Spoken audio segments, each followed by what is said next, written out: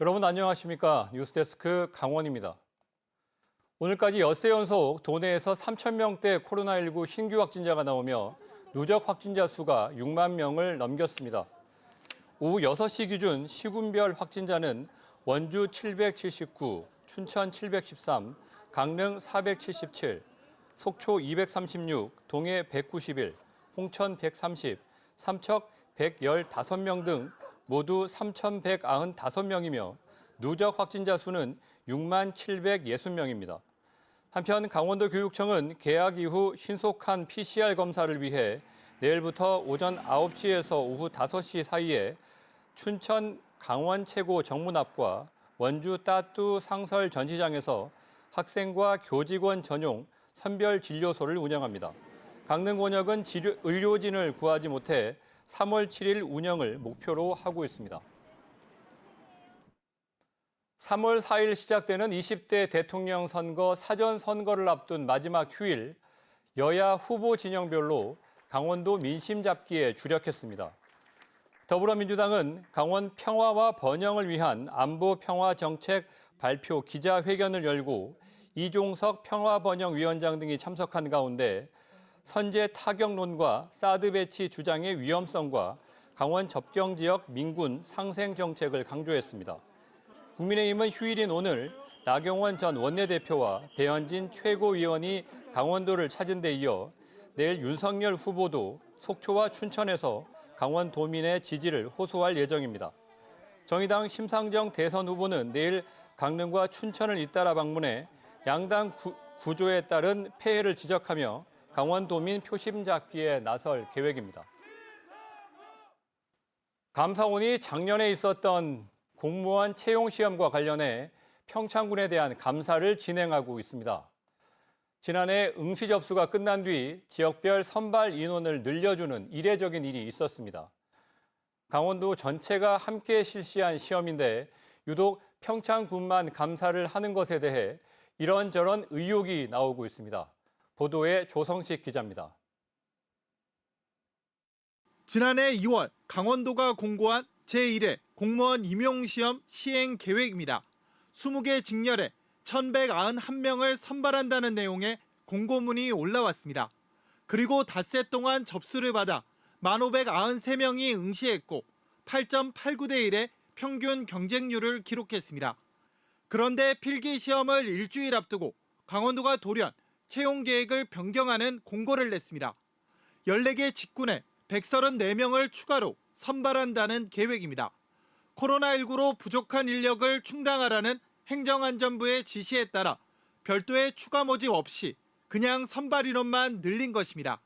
코로나19 관련해가지고 결혼이나 뭐 이런 것 때문에 그 수직 채용해라 이렇게 왔었어요. 관련해가지고 이례적인 일이거든요. 기존에 이런 상황이 없었어요. 지자체별로 급하게 증원 계획을 올렸는데 유독 눈에 띄는 것이 바로 평창군입니다. 추가 선발 인원 134명 가운데 평창군이 40% 넘게 차지했습니다. 모두 54명의 선발 인원을 늘렸는데 처음 계획한 채용 인원 56명과도 맞먹어 사실상 2배로 늘린 꼴입니다. 이에 대해 최근 감사원이 공무원 채용과 관련해 평창군에 대한 감사를 진행하고 있습니다. 행정의 경우 당초 15명에서 35명으로 2배 이상을, 사회복지는 3명에서 15명으로 무려 5배가 늘었습니다. 응시 인원에 꼭 맞춰 추가된 직군도 있습니다. 9명이 응시한 토목직은 당초 5명에서 9명으로 선발 인원을 늘렸고 5명이 응시한 건축직도 3명에서 5명으로 증원해 경쟁률이 1대1로 맞춰졌습니다. 이와 더불어 군수와 군수 측근의 자녀가 합격자의 이름을 올리면서 인원 증원이 채용 특혜와 관련돼 있다는 의혹도 사고 있습니다. 우리가 저 기준금리 내에서도 충원을 많이 해가지고 코로나 시대 또 대응도 해야 되고 그다음에 예산이 또 한 2천억 정도 더 늘어났어요. 그러다 보니까 직원들이 업무 부담이 좀 많이 돼서 인원을 좀 많이 뽑고 신속하게 배치를 하려고.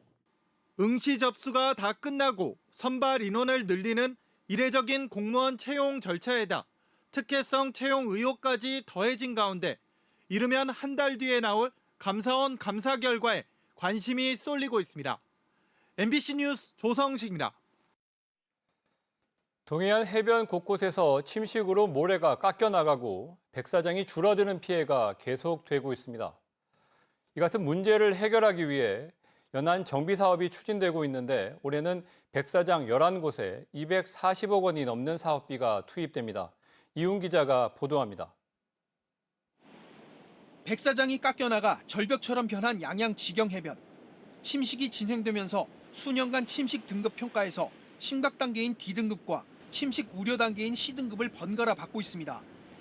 인근의 다른 해변들도 사정은 마찬가지. 해안도로 건설의 영향으로 침식 현상이 지속해서 발생하고 있습니다.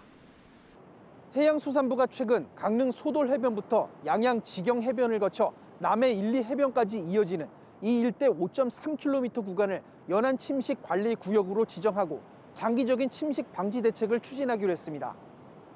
연안 정비를 위한 설계에 착수하고 침식 원인을 규명하는 정밀 조사도 실시할 계획입니다. 연안 정비 사업 예산을 확보해서 원래 설계를 할 예정이고, 그다음에 2023년도에는 그 관리 계획을 수립해서 이제 관리할 건데요. 지금 관리 계획을 수립해서 그 행위 제한도 하고, 그다음에 연안 정비 사업도 하고 이렇게 하고 있습니다. 이처럼 연안 침식이 심각해 올해부터 새로 연안 정비 사업이 추진되는 백사장은 소돌 남해 1, 2 구간을 비롯해 4곳입니다. 기존에 추진됐던 연안 정비 사업이 올해에도 계속 이어지는 해변은 7곳입니다. 올해 들어 정부와 강원도가 도내 백사장 11곳에서 연안 정비 사업을 진행하는 건데 사업비만 244억 원에 달합니다.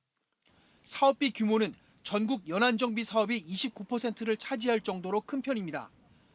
파도를 막기 위해 바닷속에 구조물을 설치하고 좁아진 백사장에 모래를 채워넣는 양빈 작업 등이 시행됩니다. 동해안의 침식 실태를 조사하는 용역도 올해 계속됩니다. 12억 5천만 원을 들여 고성에서 삼척까지 102개 해변을 대상으로 용역이 실시될 예정입니다.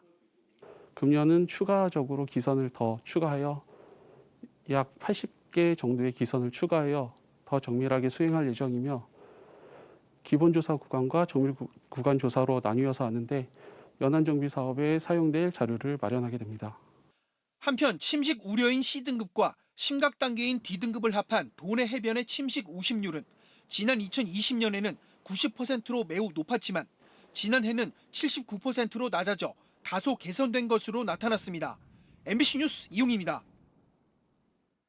평창의 약속 2022 드림 프로그램이 2주 동안의 일정을 성황리에 마무리했습니다. 18회째를 맞은 이번 드림 프로그램은 코로나19 상황에 따라 해외 청소년 초청 대신 국내 거주 외국인 유학생을 대상으로 진행됐습니다. 37개 나라 142명이 참가했고 동계 스포츠 체험을 비롯해 K-팝과 태권도, 사물놀이 등 다양한 프로그램이 온 오프라인으로 이루어졌습니다. 동계 스포츠 저변 확대를 위한 드림 프로그램은 지난 2004년부터 시작돼 지금까지 95개 나라 2,398명이 참가했으며 이 중 100여 명이 올림픽 등 국제대회에 선수로 출전하는 성과를 거뒀습니다. 최근 석 달 강수량이 평년의 47%에 머물러 봄 가뭄이 우려되자 강원도가 영농 대비 종합 가뭄 대책을 시행합니다. 강원도는 일단 300여 개 저수지에 물 가두기를 추진해 평균 83%의 저수율을 유지하고 있습니다. 뉴스를 마칩니다. 감사합니다.